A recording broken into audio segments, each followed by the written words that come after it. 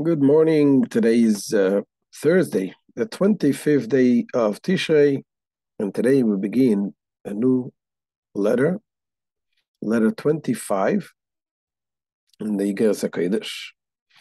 And this letter is a rather long letter. The Alter Rebbe explains very, very important concept.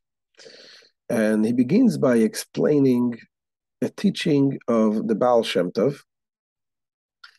And the teachings is written in a book called Tzava Sarivash.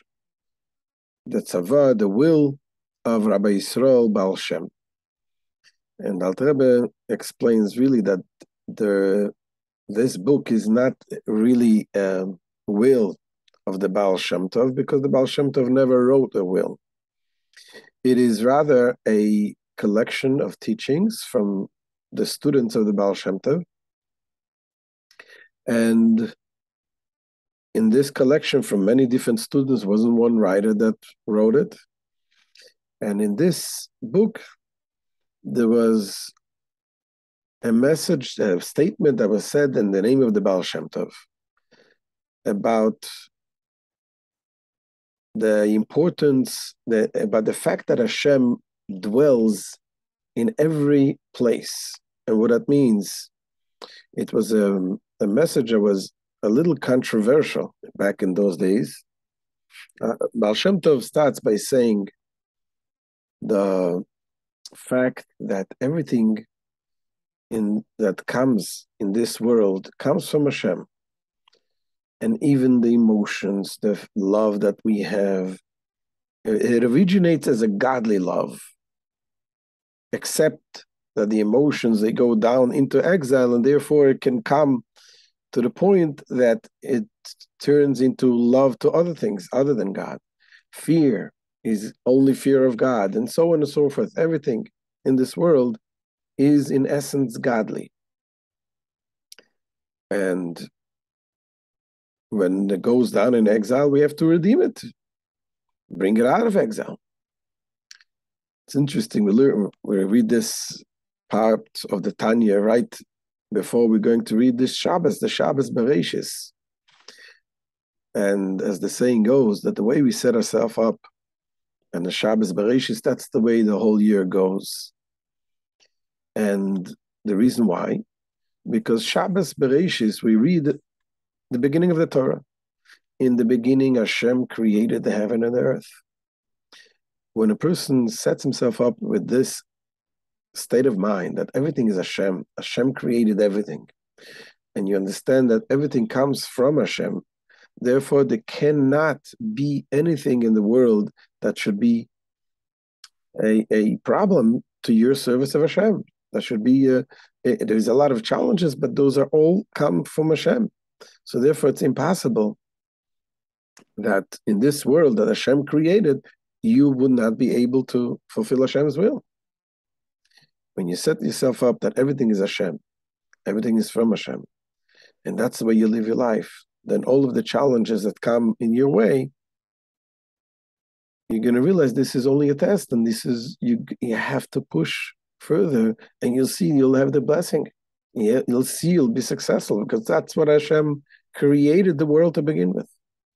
So the Baal Shem Tov, going back to what the Baal Shem Tov says, he goes on there and says that even when a person is praying and someone comes and disturbs him in the middle of his prayer, he shouldn't get upset.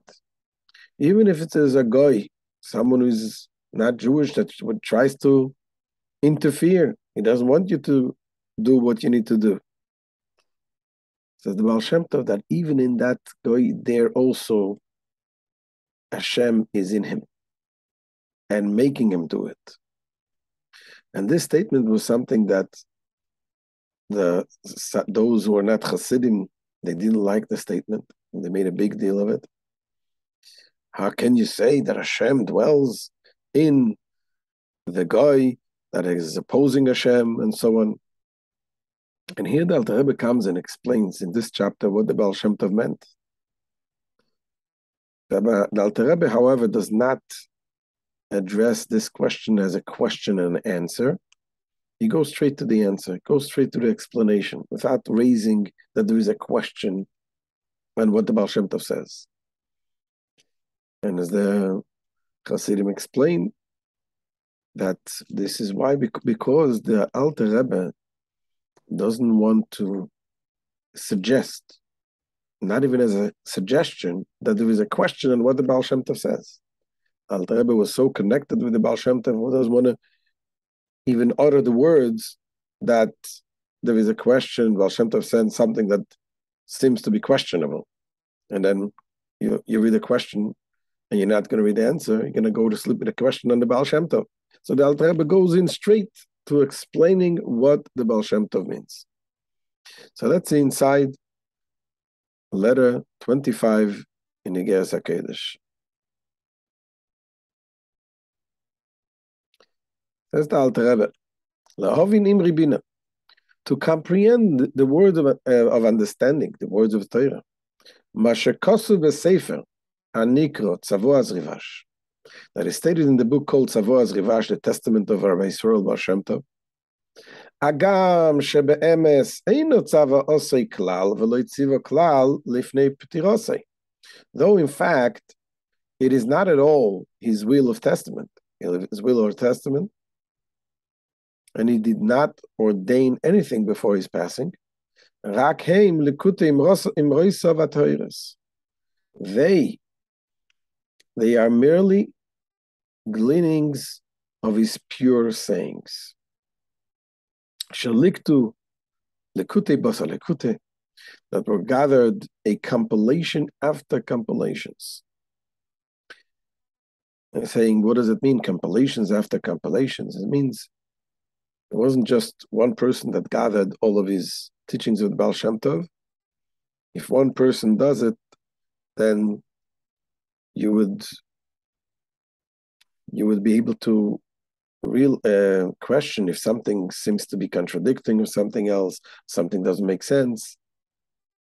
Then you can say that this is the person that collected it must have a reason why he said what he said. But the fact that there was collections, compilations after compilations, was gatherings from different people, and to put it back, they put it all together in a book. Therefore, you cannot be very careful in learning from every little detail and every little message that was said. And some of them were not quoted exactly. So he says, and the compilers did not know how to phrase his teachings exactly. As he's going to explain later, that the Baal Shem Tov, when he spoke, when he was teaching Torah, he was teaching in Yiddish, and their book was written in Hebrew. So sometimes things gets lost in translation. So certain words may not be exact, but the contents of the teachings is very true. That's what Alter Rebbe is saying. The connotations, however, of the teachings is absolutely true. So, says the Alter Rebbe, in order to explain what the Baal Shem Tov says, is going to preface the teachings of our sages. And the teaching of our sages talk about not to get angry. And it says in the Zohar that anyone who gets angry is considered as if he's worshipping idols. This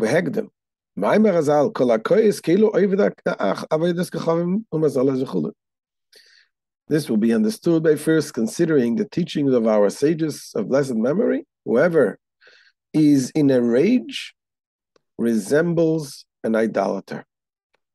And the question is why? Why is getting angry considered worshipping idols? So the Alter Rebbe is going to explain, because when you believe in Hashem, you believe that everything what happens to you comes from Hashem. Even though something happened, it happened through another person, another human being. So there is no reason to get angry. The other human being did what he did. If he caused damage, you can take him to court. But getting angry, you're getting angry on what happened to you. And what happened to you is really something that was supposed to happen. Hashem wanted it to happen for whatever reason. So at the moment that you get angry, it's like saying, I'm angry that why this person did it to me. So what are you saying? It's not Hashem who did it. It's that person who did it. That, in a way, is you're losing the faith in Hashem in that moment. So that is why it is considered like idol worship. That's what Alter Rebbe says. The reason for this is clear to those who know understanding. Because at the time of his anger, faith in God and in his individual divine providence has left him.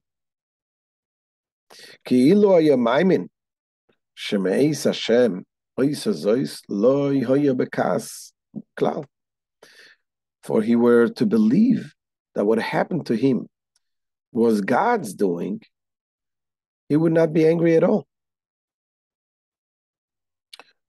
And although, says the Alter Rebbe, can differentiate between something that happened, if a lightning struck, you don't get angry because there was a lightning.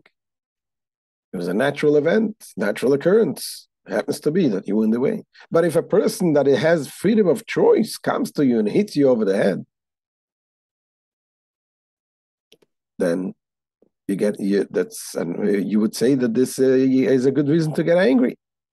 So that's what Alter Rebbe says. He differentiates between the act that was done and the choosing of the person.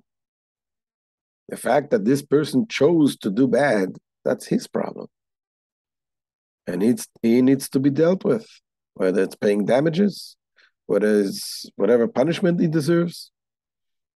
But then the thing that happened to you, the fact that you got hit, or whatever happened to you, that's comes from Hashem. That is already something that Hashem decided that this will happen to you. But that's what Alter Rebbe says. True, it is a person possessed of free choice that is cursing him or striking him or causing damage to his property. And therefore, that person is guilty according to the laws of man and the laws of heaven for his evil choice. In other words, you can take him to court, to Beis Din. Hashem has to deal with whatever he did, but nevertheless, nevertheless, as regard the person harmed, this incident was already decreed in heaven. And God has many agents through whom he can act. It happens to be that that person was the agent at this point. Not only that, says the Alter Rebbe, but even while that person does what he does to cause the harm, he's still acting because Hashem makes him. He animates his person at the time, and he is acting with the power, with the force of Hashem. And not only this, that a heavenly decree gave permission in principle and made it possible that he suffer injury. But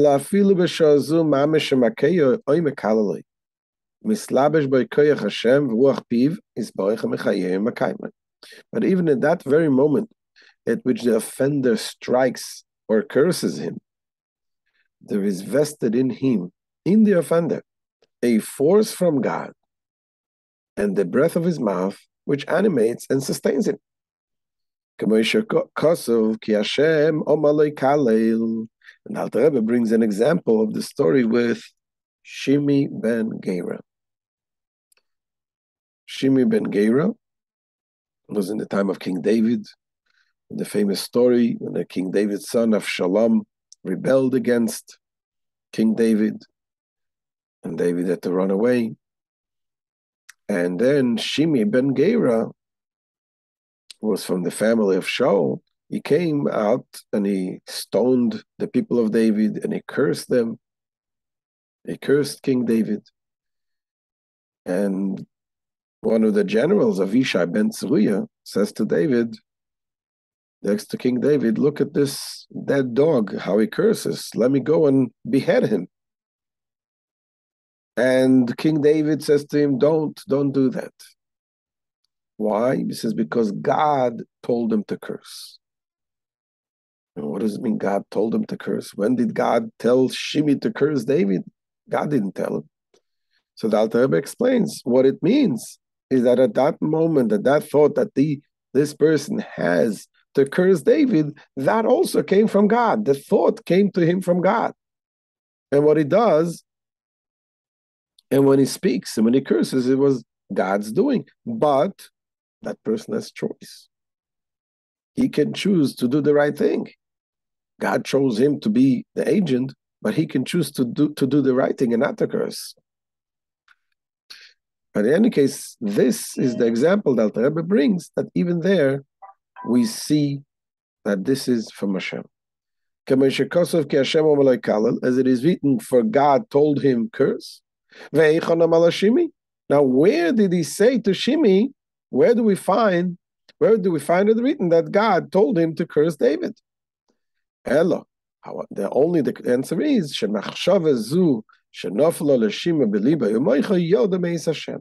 that this thought that occurred in Shimi's heart and mind to curse David, that descended from God, who was thus responsible for such a thought entering Shimi's mind.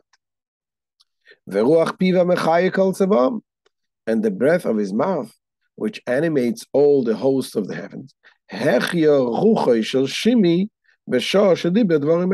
This breath of Hashem animated the spirit of Shimi at the time he spoke those words to David. For